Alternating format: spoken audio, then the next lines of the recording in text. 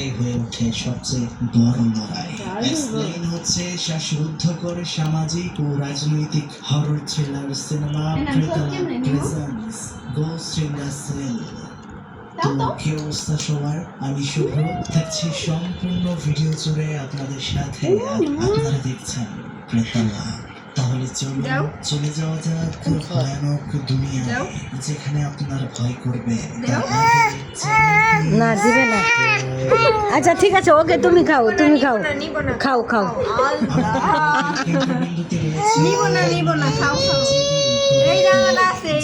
দীর্ঘদিন ধরে একটা অন্ধকার জেলের চার জায়গার মাঝে বন্দী হয়ে দিন কাটাচ্ছে। হিসেব অনুযায়ী আজ থেকে 3 বছর আগেই তার সসম্মানে মুক্তি পেয়ে যাওয়ার কথা ছিল, কিন্তু জেলের ভেতরের অন্ধকার বিচার দেখে সে চুপ থাকতে পারে না। ঘন ঘন মামলায় ঝামেলায় জড়ানো অপরাধে প্রশাসন তার সব কান্না করো তো, হা করে চাও তো।